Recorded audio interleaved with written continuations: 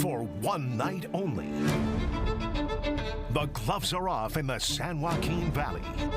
The fact that he's trying to mislead voters is exactly why he's not fit to continue to be our congressman. I've got an opponent who wants to talk about everything but that because they can't stick the landing. In just 5 days, your vote can decide who controls Congress. Former Democratic Assemblyman Adam Gray battling to block the Republicans from holding on to the House. We need a Congress that actually does some work for us. These folks are literally doing nothing for us. They just make excuses and blame everybody else. While first-term Republican Congressman John Duarte spares no effort to hold his seat in California's 13th district. Think of me as a waiter. You tell me what you need, and you send me to Washington, D.C., and it's my job to get it for you. Both going face-to-face for their only televised debate, tackling the issues, bringing you out to the polls.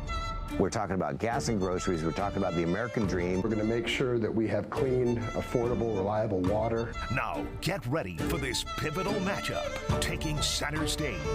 From your local election headquarters in Sacramento, debate night in California for California Congressional District 13 starts now. We are live tonight, and you are looking at the state capitol in downtown Sacramento. Welcome to debate night in California. The ballots are out, and we are just days away from the election on November 5th. Good evening to you. I'm Nikki Lorenzo with Fox 40. I'm Brian Dormer with CBS 47 News in Fresno. We are so glad that you are with us tonight. We are your hosts over the course of this next hour. We encourage you to follow along tonight's debate on X using the hashtag CA13Debate. There, you will also find additional information supporting tonight's questions. You're watching this debate on air and online across the entire district, from Modesto to Merced to Madera. Let's go over the rules. Each candidate will get 60 seconds to answer a question. If there's a follow-up or rebuttal, the candidate will get 30 seconds and 15 seconds for clarification if needed. We will be reminding the candidates of those times throughout the night. When their time is up, the sound of a bell will play. Candidates, you will each get 60 seconds for your closing statements. Again, thank you to you both for joining us tonight. Now let's get started. Order of questioning was determined by a coin toss. We will begin tonight with Mr. Duarte. Gentlemen, welcome. Nikki has your first question. Let's start tonight with the crisis at the border. According to the governor's office, 50% of California are undocumented, a workforce this district relies on. Mr. Duarte, you said in an interview with me, you're one of the few Republicans who says amnesty with a smile. So does that support amnesty for all people illegally in the country right now? You have 60 seconds. I would support amnesty for the families who've been living here, working here for more than 5 years and living in the shadows, but otherwise legal, not breaking the law and working here in America and keeping our economy going. I'm also in favor of a DACA fix. We need to take the kids that came over with their parents and give them a legal presence with a green card. But first of all, we need to secure the border. We need to secure the border. We need to get safe, secure and verifiable elections. That's why I've put all of this plus more priorities that poll strong here in America across parties into my Border Security and Immigration Reform Act to get this done. We're not going to get the border security we need until we make a compromise that goes both sides of the aisle and takes priorities from the Republican side and puts them with priorities from the Democrat side, and answers the American people's demand to fix this immigration and border security issue once and for all. It's been since 1986 that we've had true immigration reform. We need to get it done, and I want to lead the way. Mr. Duarte, thank you. And just to clarify here, would you support all people being in the U.S., in this country right now? Would you support amnesty for all of them? You have 15 seconds. My bill does nothing for those who've come over in the last 5 years. Mr. Duarte, thank you. And a quick follow-up for you, Mr. Duarte. Former President Trump has proposed mass deportations. Do you agree with that policy? And if so, would you actively support it? You have 30 seconds. I want to protect those families that have been here working, living, and raising their family and become important parts of our economy and communities, and protect the children that came over with their parents. I also want to see a guest worker program, but we've had millions of people come in that we don't know anything about. I don't think they all need to stay here. Mr. Duarte, thank you. Brian. Mr. Gray, in a recent Nexstar Media Emerson College poll, 41% said they believe mass deportations would make the immigration issue better, while 36% believe it would be worse, and 22% say there's no impact. Sir, did President Joe Biden make the right decision by rescinding all Trump-era executive orders along the border, allowing 11 million people to cross into the U.S. over the past 3.5 years. You have 60 seconds, sir. Well, first of all, thank you for inviting us to be here this evening. It's great to be here talking about the important issues. I served 10 years in the California State Legislature. In that time, I founded the California Problem Solvers Caucus. I worked with both sides of the aisle and independents to actually solve problems and tackle some of these difficult issues. And immigration is right front and center for all of us at the federal level. And it's because of the extreme gridlock and partisanship that you're not seeing any progress. You saw just in this past term when Congressman John Duarte was in Washington an opportunity to make progress on border security and make sure that we have, that our officers at the border have the tools and the resources to tackle the job. And because of politics and because of President Trump at the top of the ticket, creating division, insulting immigrants and scaring people, calling them rapists and criminals, that opportunity for progress got blown up. And so we need to send people to Congress that are actually going to work together with both parties to tackle this. Mr. Gray, just to clarify, sir, the question to you is, did President Joe Biden make the right decision by rescinding all Trump-era executive orders? You have 15 seconds, sir. I think we need to get people in office that are actually going to both secure the border and give us a pathway to citizenship for legal families already here. Those are the actions we need going forward. It's going to take compromise by both parties. That's what I hope to see in the next Congress if elected. Mr. Gray, thank you, sir. Nikki? And just to button up this topic here, gentlemen, would either of you support a bill requiring E-Verify to be mandatory for all private employers? Mr. Gray, we'll start with you. You have 30 seconds. Look, I don't think E-Verify is the solution. I think we need a streamlined immigration process that deals with the issues around quota, that deals with border security. But most importantly, I think what we've got to do is take the rhetoric down in this country, because we're not going to get any kind of compromise or progress on this issue if we have people like President Trump, who John has endorsed for president, saying things like immigrants poison the blood of America, or accusing every immigrant of being a rapist or a criminal. We've got to take the rhetoric down and tackle these issues one by one and make the compromises necessary. Mr. Gray, thank you. And just to clarify, you are a no on E-Verify. 15 seconds. I believe the question was, should E-Verify be included in every... Should E-Verify be mandatory for all private employers? No, I don't think E-Verify is the answer. I think it's got to be a comprehensive solution. Mr. Gray, thank you. Mr. Duarte, same question to you. Would you support a bill requiring E-Verify to be mandatory for all private employers? You have 30 seconds. I was one of 2 Republicans to vote against H.R. 2, the border security bill that came out of the Republican Party, really, in the House, because they wouldn't take out the E-Verify clause before putting in a scalable, portable, flexible guest worker program. Hopefully we get a real guest worker program that's scalable, flexible, and portable, and then we can talk about E-Verify and make sure that we know who's here in America working. Until we have that guest worker program, it's simply impractical to go with E-Verify the way it was proposed. Mr. Duarte, thank you. Now to the economy, a top issue for California and the entire country. Our polling shows 37% of Californians have had to choose between paying for food or paying for their utilities. Mr. Gray, back in 2016, you voted against raising the state's minimum wage to $15 an hour. There's now a measure on the ballot to raise that to $18 an hour. Do you support that measure? Why or why not? You have 60 seconds. I don't. I think when we're looking at minimum wages, and I come from the San Joaquin Valley, and this district's in the San Joaquin Valley, where our economy is very different than San Francisco or Los Angeles or other regions. And I think wages need to be appropriate for the regions. I voted for a minimum wage increase in 2013, 2014. I think we need to space those increases out, and particularly when we're dealing with an economy that's been marred by inflation because of the overspending of both Democrat and Republican administrations. The Trump administration spent over $8 trillion in deficit spending. The Biden administration, somewhere around $4 trillion.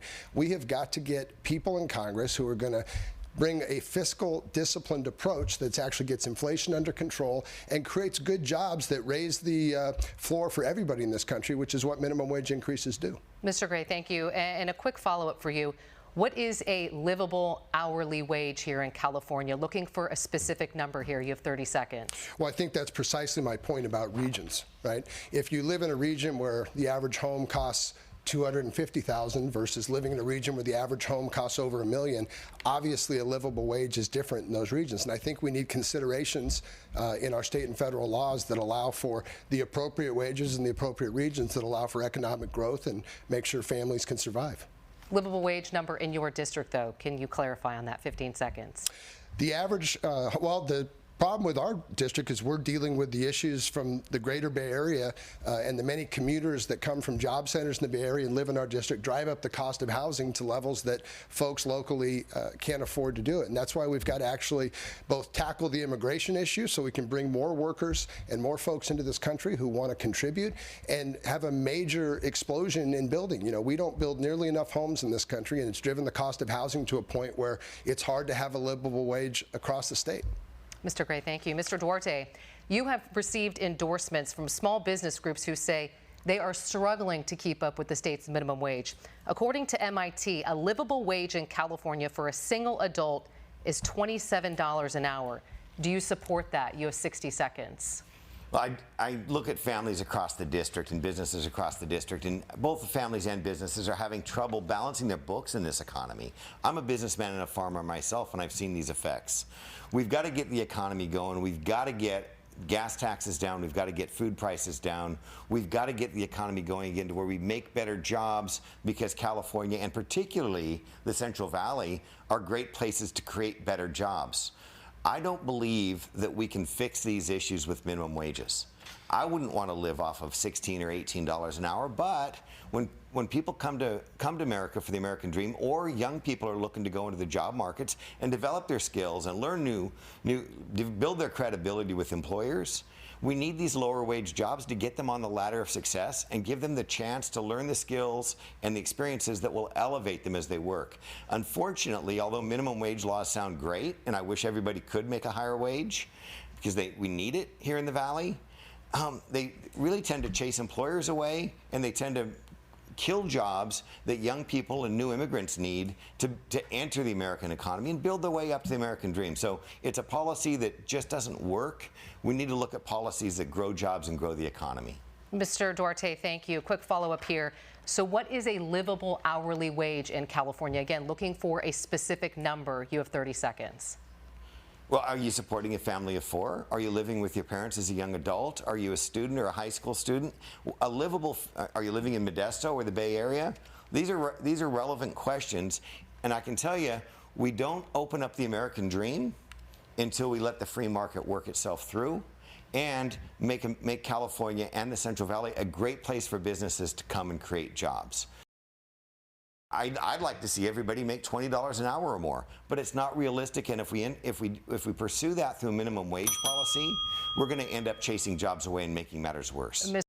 Thank you, Brian. Nikki, thank you. Gentlemen, we recently polled voters. 56% said that they've considered leaving the state of California because of the high cost of living. In the past 5 years, the exodus, as you know, has caused a loss of a congressional seat and billions of dollars in federal funding. Is it time to force California elected leaders through federal action to make the state more livable? Mr. Gray, we'll begin with you. You have 60 seconds, sir. Well, I think the biggest problem with the federal government is inaction. You know, Congressman Duarte and this current Congress serving America has been one of the most unproductive, if not the most unproductive Congresses in U.S. history, missing the opportunity to make key investments that create job growth, like building a University of California in the San Joaquin Valley, which I championed over the years I was in the state legislature, or bringing a medical school program, investing in infrastructure. I was one of the folks that pushed through the Bipartisan Infrastructure Act, the bipartisan water bonds so that we could build a new reservoir.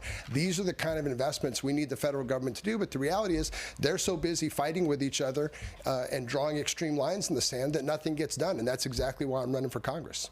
Mr. Gray, thank you, sir. Just to clarify, do you support forcing California elected leaders through federal action to make the state more livable? Well, that's the federal action I'm talking about. Let's get some investments in water infrastructure. Let's get some investments in transportation and education infrastructure so that we can make California more livable each and every year. Mr. Gray, thank you, sir.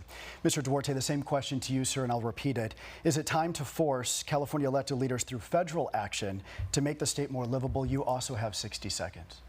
Well, you really have to be forced out of California. We know families come to California. It's the Golden State. It's a huge huge target for new immigrant families. It's a huge place. Go west, young man. It's in lore and legend that California is where the American dream begins for so many families and where it's been pursued over generations. Today, we're raising the cost of living so much in California through failed policies of high taxes, high energy costs, and becoming unattractive to employers. We've got employers leaving, and that's why people are leaving. I think that they're just following the job opportunities to other states that have more sensible policies. So in California, we need to quit raising taxes on gas and groceries. We need to make it easier to build homes here in the Valley. We need to pay for some of that infrastructure with necessary, important freeways, overpasses, off-ramps, and build the infrastructure that we need that makes it a great place to do business, to live, and stop making the same mistakes with high energy costs and misguided infrastructure investments. Mr. Duarte, thank you, sir. Mr. Gray, you mentioned water, and that is where we are going next. We know how important water is here in the Central Valley. Farmers, especially those south of the Delta, have not received close to full allocation. Mr. Duarte, you say, sir, on your campaign website that we need real results. What is one promise that you're willing to make tonight to get those real results?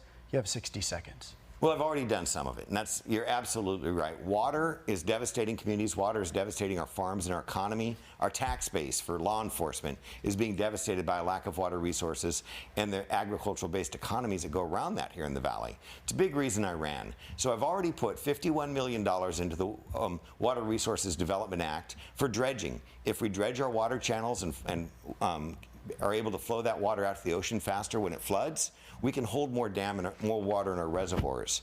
I've challenged the Bureau of Reclamation to update their reservoir operating manuals. The Bureau of Reclamation operates dozens of reservoirs in the state, and they're not using the latest technology. They're not using the latest procedures to get that water on the farms. We can have abundant water for farms. We can have abundant water for faucets. One of my biggest goals is to get treated surface water reliably delivered to the west side communities like Mendota, Firebaugh, Coalinga, in a way that those cities can get off the groundwater and those people can have clean, fresh, treated surface water in their taps. And I think we're partners with these cities to get it done. Mr. Duarte, thank you, sir.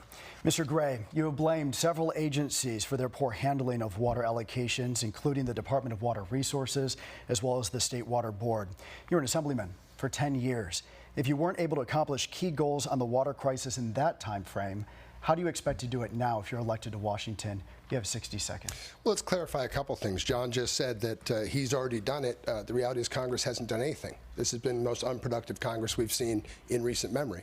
When I was in the state legislature, we did pass a bipartisan water bond that's actually seeing the first reservoir built in California in over half a century.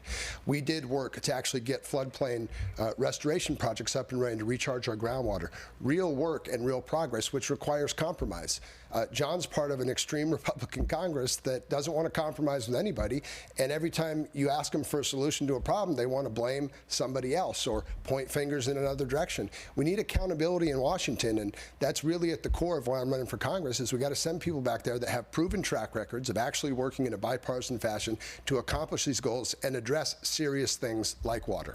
Mr. Gray, thank you, sir. Mr. Duarte, your name was invoked there. I'll allow you 30 seconds to respond. We're going to work across the aisle. Nothing is going to happen with a Democrat House and a Republican House and Democrat Senate that doesn't involve compromise. We are compromising. We're going to get a lot of great things done, and we can get water south of the Delta, and we can serve our communities and our farms and get our economies thriving doing that. Our human health is dependent on it. We've got valley fever. I just passed a valley fever law act because we need to research this dust-borne illness, because we have so many dry farms in the South Valley. It's actually hurting children in our rural communities down there in the district. We need to find real solutions. There's nothing controversial about dredging. There's nothing that should be controversial about how we operate our dams. We can do this together. Mr. Duarte, thank you, sir. Nikki has your next question. Brian, thank you. Mr. Gray, this next question is for you. Last month, former President Donald Trump said if reelected, any future disaster funding for California wildfires would be tied to water allocation for farmers. Should federal funding be withheld? You have 60 seconds. Absolutely not. These kinds of threats have no business in public policy, and that's actually where we need courageous leaders on both sides of the aisle who are willing to stand up to their own party. Right? When I was in Sacramento, I stood up to the governor, to the legislative leaders when I thought they were wrong on water. You mentioned some of the audits that I demanded, audits that actually proved me to be right about the mismanagement of California water by some of these agencies. John and the rest of the Republicans in Washington continue to be rubber stamps for Donald Trump, whatever he says, whatever his whim, if he wants to blow up an immigration deal or insult U.S. citizens in Puerto Rico, whatever it is, nobody stands up and actually pushes back. And that's exactly the problem in Washington. We need folks that are truly independent leaders in both parties on both sides of the aisle. Mr. Gray, thank you. Mr. Duarte, same question. Should the state face consequences, including missing out on federal funding, if leaders here do not cooperate with the former president? Should he be reelected? You have 60 seconds. Well, we're going to get water south of the Delta. We have to get water south of the Delta. I'm hoping it can be bipartisan, but I will look to the agencies to see where we can get water south of the Delta for our communities and farms. In Congress, I am rated the most moderate Republican in the entire Republican conference in the House. Of every Republican, I have the lowest Heritage Action rating of any of them. I work across the aisle wherever I can. For the HIDTA bill, the high-intensity drug trafficking area, reauthorization, for water resources, we're all interested in water resources. I've signed on to many bipartisan letters with Josh Harder and Jim Costa to try and get water south of the Delta. I will look to whoever is in power in Washington or Sacramento, from whichever party, to get water south of the Delta and improve our health, improve our communities, and get our rural economies back on their feet. Mr. Duarte, thank you. And to clarify here, the question was, should the state face consequences, including missing out on federal funding if leaders here do not cooperate with the former president, should he be reelected? You have 15 seconds. No, we can find better ways than that. And I want to give you a chance to respond here. Mr. Gray said that the Republican Party in Congress right now is a rubber stamp for Donald Trump. 30 seconds to respond to that. Well, I'm the one that stood up against H.R. 2, the border security bill, because it wouldn't include because it included an E-Verify clause that was offensive to me. I went to the mat on that. I've got the most moderate voting record. I just put out my big immigration bill just to draw a line in the sand and make sure we're going to have a narrow majority in the House if we have the House. And I want my party to know that there are going to be requirements if we're going to do broad immigration reform and border security. And I've laid out what my requirements are. So, yeah, I will stand up to my party, and I'll happily do it. Mr. Duarte, thank you. Brian. Nikki, thank you. Our next star, Emerson College poll found affordable housing is the #1 concern here in the state of California. According to a USA Today study, the median price for a home in Merced County is up nearly 5% to $436,000. We could not find any details on either of your campaign websites on housing affordability. For those watching tonight, please explain what your plan is to help get folks into their first home. Mr. Gray, we'll begin with you, sir. You have 60 seconds. Before I answer that question, I just want to follow up on the discussion we just had. And, John said nothing's going to happen in Washington without compromise with the Democrat and Republicans in charge of the Senate and the House. The part he has right there is the part that nothing happened. But things can happen and did happen in the state legislature when people work together on these issues and actually get bipartisan infrastructure and water. And those issues are critical to housing. We've got of about 4 million homes in the supply-demand curve here in California. We build about 120,000 homes a year. We need the carpenters, the plumbers, the electricians. We need the job training program to actually get the workforce to have a major renaissance and explosion of building. And we also have to streamline building, make it more affordable, make communities more open to building, which we've done some of that work in the state legislature. And we need the government to step in and really spend some money on infrastructure to make these developments more affordable. And that's something the federal government has frankly been absent in doing. We need more support to actually make building explode here in California, which eventually will bring down the cost of housing for everyone. Mr. Gray, thank you, sir. Thank you. Mr. Duarte, the same question coming to you. What is your plan to help get folks into their first home? You also have 60 seconds. Well, thank you. And that is an excellent, meaningful question, because here throughout the valley, the saddest thing is we see the entry-level homes costing more per square foot than the fancy homes. We know that first home buy is getting pushed further and further away. My wife Alexandra and I have 4 20-something-year-old children, and we're wondering how they're going to get off the ground to get into their first homes. And we can see the things that drive home prices. We can see a lack of water deliveries. If a community doesn't have water, it can't permit new homes. If a community If we're going to put solar panels on every home as a state requirement, if we're going to put fire sprinklers in every home as a state requirement, if we're going to put an air board fee of tens of thousands of dollars on every home as a state requirement, that is going to increase the cost of new homes. If we're going to put our infrastructure dollars towards a high-speed rail project instead of overpasses, interchanges, expressways, sewer lines, water and sewer treatment plants, that is going to have to be loaded into the new home building. So we can spend our infrastructure dollars and we can reduce our requirements on new home builders, and we can get water where it needs to be. That is how we get homes affordable. Mr. Duarte, thank you, sir. Nikki? Brian, thank you. This year, rent control is on the ballot. Proposition 33 would allow cities to control rents at any type of housing, including single-family homes and new apartments. But experts say rent control discourages affordable housing development. Mr. Duarte, how will you vote on Proposition 33 and why? You have 60 seconds. Well, housing costs too much here in the Valley because nobody's building enough of it. It costs too much to build it, so we need to make it easier to build housing so that those who invest their money in building housing and solving that market need can make a dollar. That's the only way the market works. And then families can have an abundant supply of housing, which will bring the price down and make it realistic and affordable for them to rent or own homes. Rent control, unfortunately, although it sounds good, is a proven failure in terms of the marketplace. Builders stop building when they know there's going to be rent control put on them at any moment by any political entity within the state. I'm going to be voting against this proposition. I think most Californians will, because we know that the housing issues are real, we know they're affecting families, but we also know that this isn't the path forward. The path forward is making it easier to build homes and answer the market needs and the demands of new families that want to get out there and become homeowners. Mr. Duarte, thank you. Mr. Gray, same question to you. I'll repeat it. How will you vote on Prop 33 and why? You have 60 seconds. You know, this is a great question that really provides the contrast in this race, right? I've talked about having the courage to stand up against those in your own party, and there's certainly many in my party who support rent control. I do not. I don't think it's the answer. I think we need more supply. We need to make it easier to build. But I also reject the false choices that are brought to us by Washington, where they say, well, we can't pursue having more solar power on the rooftops of new homes or other things and have affordable housing. We can't both have a secure border and at the same time have a compassionate and reformed immigration system.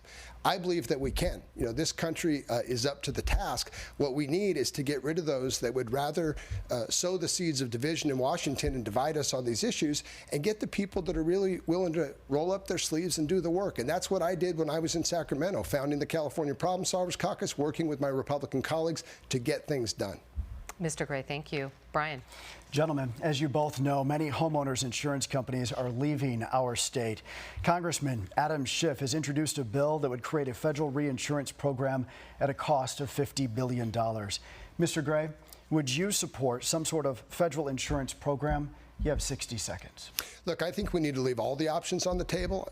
There are families throughout the state of California with our wildfire issues, with the climate change, implications. Our insurance markets are having some real difficulties, and we need to explore every solution that will make that more affordable for California homeowners and more accessible for California homeowners. Mr. Gray, thank you, sir.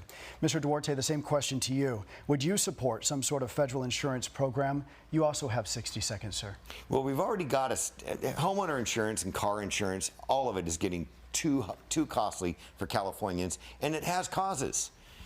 We had flooding 2 years ago because we haven't been dredging the river, so I want to correct that. We have horrific forest fires happening in the Sierra Nevada. Some say climate change. That's certainly a factor in it, but it's also the fact we haven't managed our forests. We took the loggers out. We haven't thinned them. We haven't logged them. They're overgrown. The fuel inventories are too high. You can see the maps. So these insurance costs, these actuarial costs that are falling on families through their insurance companies are because of real factors that we simply need to manage better. We can do better than this. We just need to do better than this.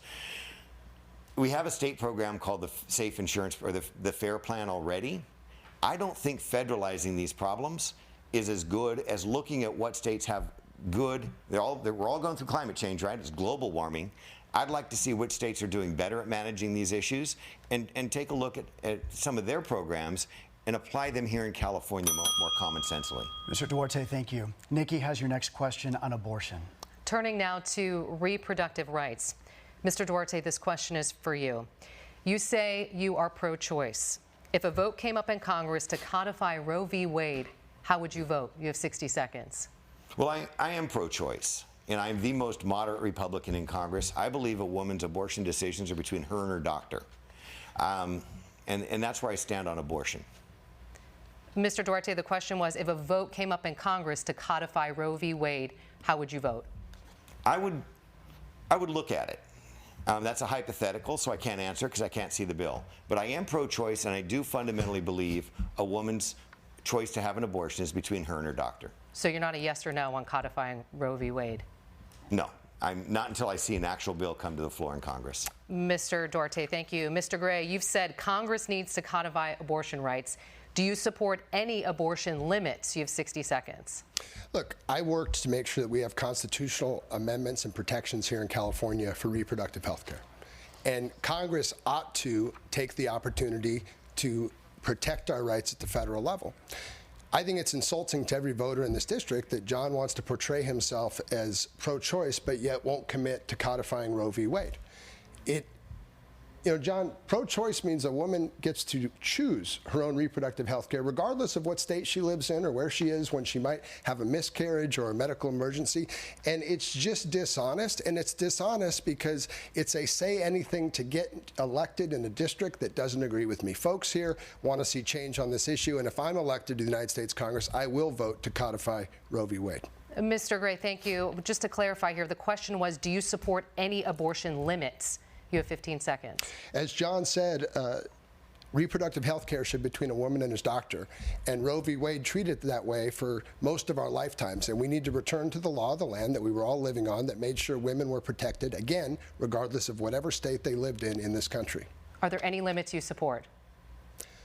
Again, doctor and a woman will make the reproductive health care choices that are medically appropriate, and that's where we need to leave it.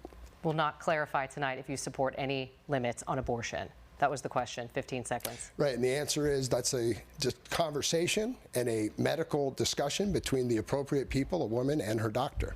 Mr. Gray, thank you.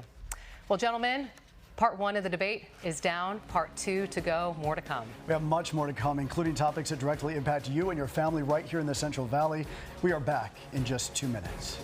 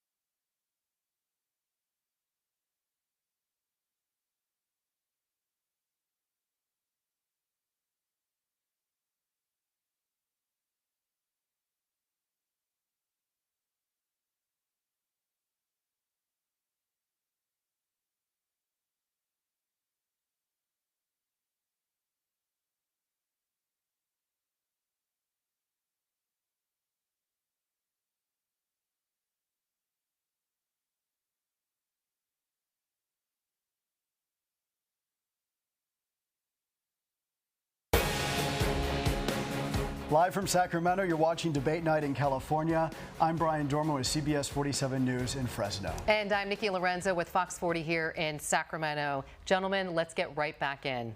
It's a controversial topic across the state. We're talking about high-speed rail. Opponents have called it the train to nowhere. Its price tag now $128 billion. Mr. Gray, do you support any additional funding for high-speed rail? And if so, how much? You have 60 seconds. Look, I support additional funding for infrastructure across the board. I think we need to build more infrastructure. I think it makes California better, not worse. High-speed rail project needs to be brought on budget and on time, like many projects done by the government. And we need to have folks in Congress doing the proper oversight, just like the oversight I did in the state legislature when the Department of Water Resources wasn't properly administering our water. We need to get in and do the hard work. And instead, what you see in Congress is people holding investigations about political nonsense instead of actually doing the work. High-speed rails provided 14,200 families in the San Joaquin Valley with really good jobs, right, that help them afford a home, raise their children. We don't want to walk away with that, but at the same time, we need these projects to be on time and on budget. As it stands right now, to clarify, Mr. Gray, do you support any additional funding for high-speed rail? Yeah, I thought I answered that in saying I support additional infrastructure funds across the board, including high-speed rail and other things that are going to be investments in California and create jobs in the San Joaquin Valley. I will support. Okay, Mr. Gray, thank you. Just a quick follow-up here. Highway 99 and the 5, they run through the heart of the Central Valley. Both are extremely dangerous. Should high-speed rail funding be moved to those highways instead? You have 30 seconds. See, again, here's the either-or conversation. Well, can we do this or do that? Well, how about we actually do the work on the infrastructure to make sure our roads and our highways are safe and are wide enough and are able to allow for the commerce and the commutes and the daily activities of folks in the San Joaquin Valley, and at the same time invest in the public transit of the future as well.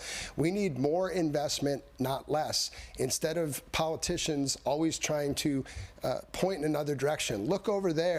Don't focus on the fact that this has been the most unproductive Congress in U.S. history. Let's talk about what someone else is doing in some other place. Mr. Gray, thank you. Mr. Duarte, same question to you. Do you support any additional funding for high-speed rail? If so, how much? You have 60 seconds. Zero. The high-speed rail project has taken infrastructure dollars that we could be spending on so many priorities to get our families in the valley easier down the road to work. We're not building the freeways we need. Highway 5 and 99 were built back in the 50s and 60s, and there's still two lanes in many sections.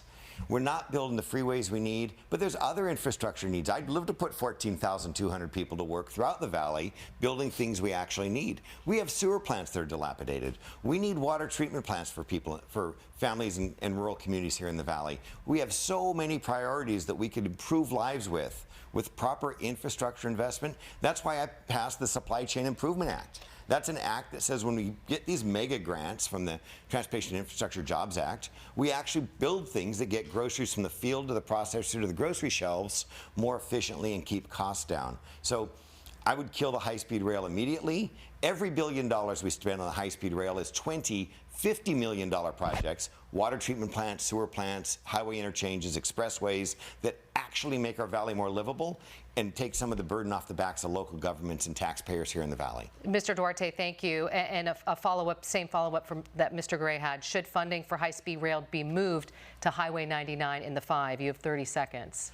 I want to move funding from the high-speed rail project to the local county governments and let the local county governments decide what their infrastructure priorities are. There's a lot of money. We put $3.1 billion, 62 $50 million projects into high-speed rail from federal money last year, and I challenged Secretary of Transportation Pete Buttigieg on that because there were no other grants given from the Transportation Infrastructure Jobs Act that went to the Central Valley. It was ridiculous. I called it a boondoggle then. I'll call it a boondoggle now. I will support infrastructure jobs. I will support infrastructure programs, but I want to build the stuff we need that actually improves lives here in the valley. Mr. Duarte, thank you. Brian. Nikki, thank you. As you both know, there is a graduated electric vehicle mandate set nationally for 2032 and a ban on new gas-powered vehicles here in California in the year 2035. The infrastructure is not in place for this type of demand, and according to J.D. Power, EV sales are sluggish right now. Mr. Gray, sir, do Do you support the government mandating that consumers must buy an electric vehicle? You have 60 seconds. No, I think it's something that can be handled in the marketplace. I think what the government should do is actually invest in the infrastructure we would need if and when people choose to move to an electric vehicle. Some of that is happening. A lot more needs to happen. We saw an Infrastructure Act passed at the federal government. That was before this Congress, which again has been the most unproductive Congress in U.S. history, sitting around doing nothing. We need more infrastructure investment, and we need to not just spend the money on those projects. We need to follow up and do the oversight to make sure the projects are getting built efficiently, on time, and moving forward, because that's how we're going to move into an era where folks can, if they so choose, enjoy an electric vehicle with an infrastructure that supports that here in California and throughout the country. Mr. Gray, thank you, sir. Mr. Duarte, the same question to you. Do you, sir, support the government mandating that consumers must buy an electric vehicle? You also have 60 seconds. No, I walk the neighborhoods here in the Valley. I had to go door to door. And you know what I don't see in the working families neighborhoods? I see lots of cars out front because many of these working families are living 2 adult couples, 3 adult couples to a single family home, which is fine. It's the situation they're in. But they're gas cars out front. None of the working families in this valley are choosing electric vehicles. And if you live in parts of this district, you got PG&E charging 47 cents a kilowatt hour and can't put in new panels to expand electrical delivery. So here, particularly in the Central Valley, we don't have families that can afford these fancy things. We don't have a power grid that can support them. And it's a huge inequity to working families. This is coming out of Gavin Newsom's crazy California politics. We're a one-party state, and we're doing silly things. And I'd like to use whatever federal power I have in Congress to stop it. That's why I wrote the EV Fair Trade Act. If you want a government rebate to buy your electric vehicle, please have it documented it wasn't produced with slave labor. Mr. Duarte, thank you, sir. Nikki has your next question. Brian, thank you. Turning now to the war in the Middle East. Fighting has escalated since the October 7th attacks in Israel, which has now splintered into fighting with Hezbollah in Lebanon and strikes in Iran and by Iran. Mr. Duarte, how can you ensure U.S. ground troops don't end up involved in the conflict? You have 60 seconds.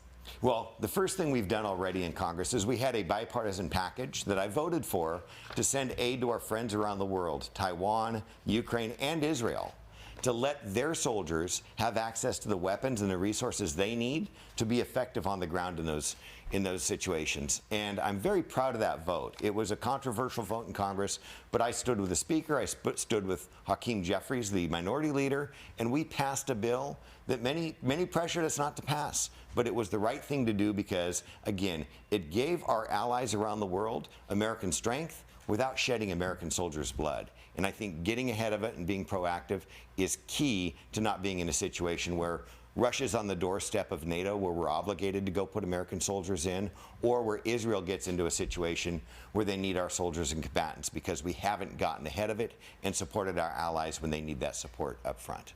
Mr. Duarte, thank you. Mr. Gray, same question to you.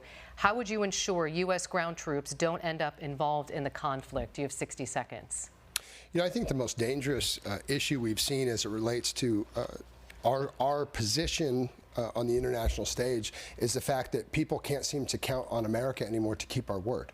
Administration to administration, Republican control to Democratic control, we can't keep our commitments, whether it's a climate accord, whether it's our commitment to NATO, whether it's our commitment to our ally Israel.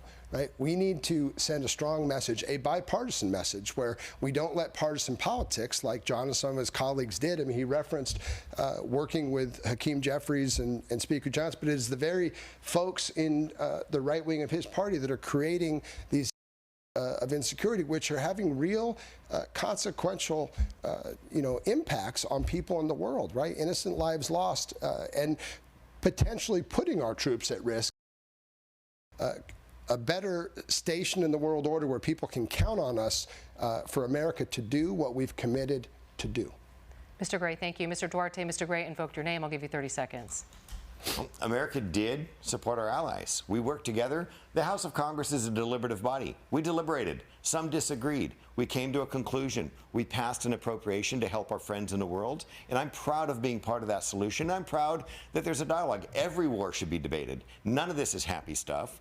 This is a lot of money going to foreign countries, and we do owe the American people an explanation, and I'm happy with the result, but I'm also happy to have had the debate. Mr. Duarte, thank you. Brian. Turning now to the presidential race. Mr. Duarte, you told the Turlock Journal over the summer that you are going to support Donald Trump for president. Is that still your intention tonight? You have 60 seconds. I've endorsed Donald Trump for president. I do support him for president. All right, Mr. Duarte, thank you, sir. Mr. Gray, you have said that there's a lot of excitement around the Harris campaign, but we have not been able to find a specific statement of you endorsing the vice president. Do you, sir, still fully support Kamala Harris for president? You have 60 seconds. Oh, absolutely. I'm supporting Vice President Kamala Harris for president. The choice couldn't be clear. I mean, we've seen the leader of John's party insult immigrants, say that immigrants are poisoning the blood of America, make statements that in any other presidential race in history would have been disqualifying for the office. But yet John and his Republican colleagues remain silent, afraid to step up and say that's not good enough, that we expect better from somebody who wants to be president of the United States. Even Dick Cheney, the vice president, is supporting Kamala Harris for president. It is embarrassing that we continue to have members of the U.S. Congress on the Republican side who claim to be moderates or try to mislead us into saying they're moderates, but continue to support the right wing and this just absolutely divisive rhetoric that continues to plague the nightly news. Mr. Gray, thank you, sir. Mr. Duarte, I'll allow you 30 seconds to respond. America's coming back. We're going to get America back. The price of groceries, the price of gas, the price of energy is going to get back down where it belongs, and working families are going to see the American dream again. I'm going to be a part of that, and I want to bring that to the Central Valley here, and I want working families here in the Central Valley to know help is on the way, and these mistakes we've been making, we can stop making them, and we can bring America back to greatness. Mr. Duarte, thank you, sir. Nikki? Brian, thank you. We want to turn now to political attack ads, which are flooding the airwaves in this district. Mr. Gray, we'll start with you. A campaign ad claims you missed 157 key votes during your time in the Assembly, including a vote on lowering the gas tax. Your response to that, you have 60 seconds. Yeah, you know, what we're seeing in this campaign is just entirely misleading attacks. I wrote the bill to suspend the gas tax, the bill that Republicans keep introducing in Sacramento. Go back and look it up yourself. I encourage your viewers to do the research. I wrote the bill in the first place. They're reintroducing it and then accusing me of not wanting to support my own bill. They've said silly things like, I'm not from this district. I'm the only candidate who actually lives in this district. John actually lives in Tom McClintock's congressional district. These are just silly attacks. And I would ask voters, think about this.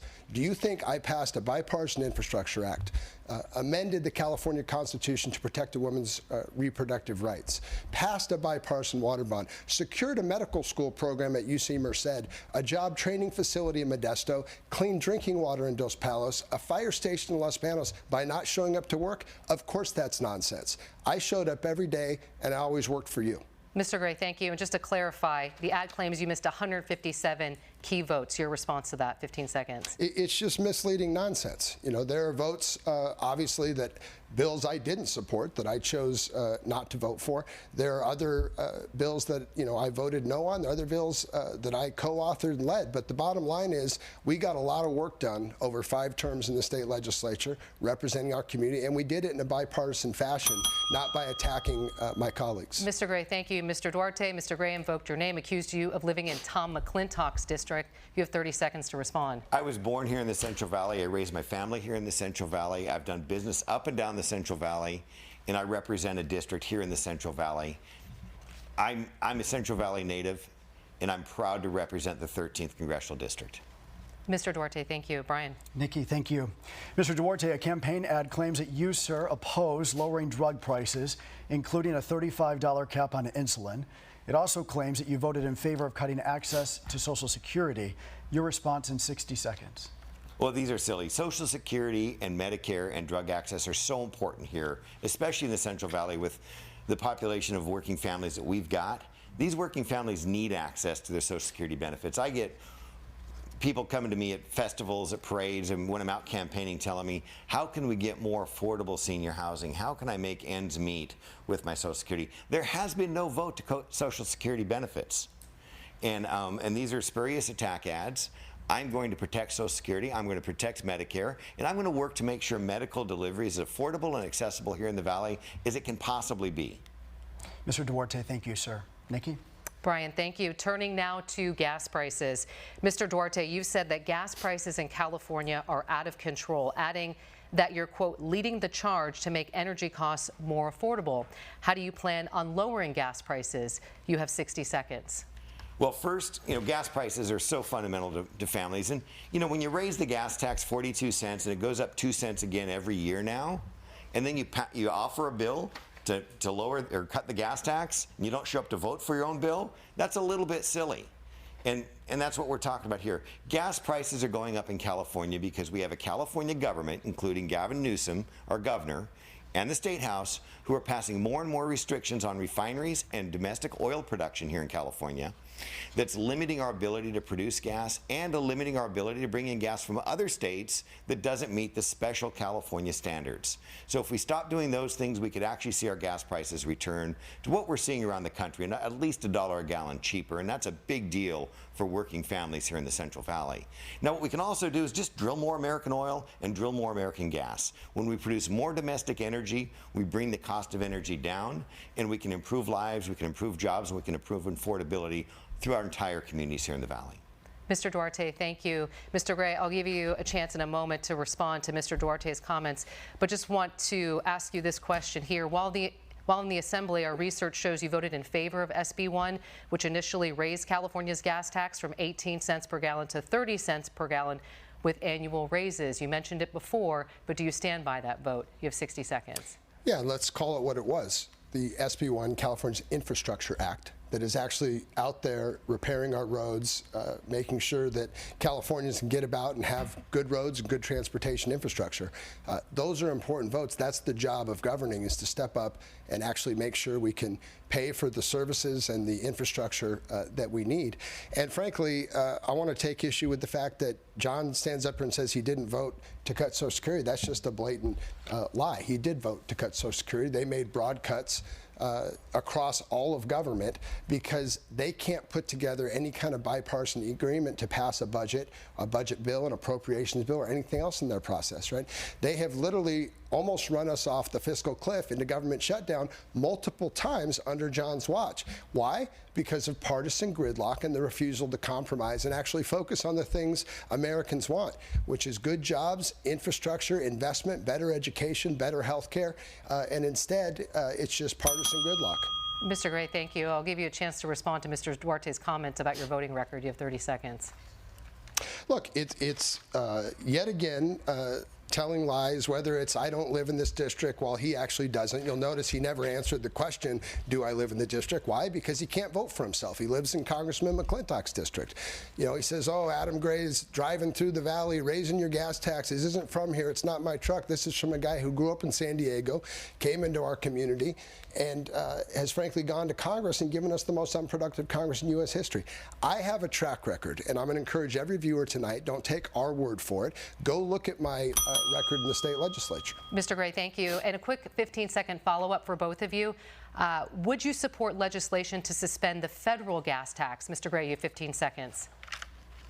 Look, when I offered legislation to suspend the gas tax here in California, it's because we had a balanced budget with a surplus. And my recommendation was, given economic difficult times, that we ought to look at suspending the gas tax and backfill our infrastructure budget with the surplus. Mr. Gray, thank you. Mr. Duarte, same question to you. Would you support legislation to suspend the federal gas tax? 15 seconds. No, the federal gas tax trust, the Federal Highway Trust Fund needs its funding, and the federal government actually builds freeways and widens freeways and adds lanes. It's California's gas tax that goes higher and higher and higher, and we don't get any new lanes. We need to tell the state government to either build the highway lanes we need here in California or quit raising our gas tax. All right, Mr. Duarte, thank you. Gentlemen, we're nearing the end of the debate. We have a little bit of time left, so we want to sort of switch gears here and ask you a couple of fun questions. We're here on Halloween night, so we decided we would start with a question about Halloween. Mr. Duarte, we'll start. What's your favorite Halloween costume as a kid? When I was in college, not quite a kid, but I was still acting like a kid at times, I actually made myself a guy in an electric chair. And Latin battery, helmet, foam legs, a whole chair, an electric switch. I could actually make it buzz and light up, and that was the most fun costume I ever did. Mr. Duarte, thank you. Mr. Gray, same question to you. Your favorite Halloween costume as a kid? Well, when I was a kid, I loved Mad Magazine. And one Halloween, I dressed up as Alfred E. Newman, and it was a pretty good costume and a pretty good look. So that was one of my favorites that comes to mind. Mr. Gray, thank you. Brian? It is now time for closing statements. Mr. Gray, sir, we will begin with you. You have 60 seconds. You know, President Bill Clinton said there's nothing wrong with America that cannot be cured by what's right with America. And I'm proud of my record over 10 years in the State Assembly, where I founded the California Problem Solvers Caucus. I worked with my Republican and independent colleagues to do infrastructure, to solve California's water problems, to build a medical school in the San Joaquin Valley so that we can have better health care. People elect you to government to solve problems, not to go and fight and blame others and point fingers. And that's all that this Congress has given us, the most unproductive in U.S. history. And that's true whether you watch Fox News, MSNBC, CNN, or Fox 40. You can find that headline everywhere, and it's because these people aren't working for us.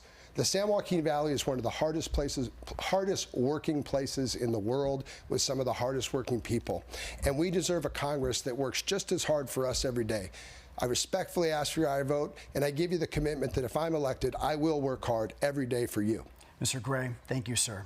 Mr. Duarte, your closing statement in 60 seconds, please. Sure. Well, it has been an absolute honor to represent you, the families of the California's 13th District, the Central Valley families. I've gotten to know your mayors. Democrat, Republican mayors up and down the valley are endorsing me because I'm delivering for your communities. I've got $26 million in streets, sidewalks, sewer lines already delivered, and we're working on $60 million more in this year's appropriation bills. We are going to make the Central Valley a great place to begin the American dream, a great place to extend the American dream by getting water on the farms, water in the faucets, and a healthier environment, both air quality and water quality for all of our families up and down the Highway 5, 33, and 99 corridors. And it's been my honor to do this. I will work with Democrats, Republicans, local leaders, state leaders, anybody who will talk to me, to make this Central Valley a better place to live and to make sure that the American dream is alive and well, and that the exodus we've seen over the last 20 years turns around and comes back to the Central Valley, back to California, and back to buy a home and enjoy the American dream. So thank you so much for this opportunity tonight. Thank you, Adam, for giving me the opportunity to have the debate. We always have a bit of fun.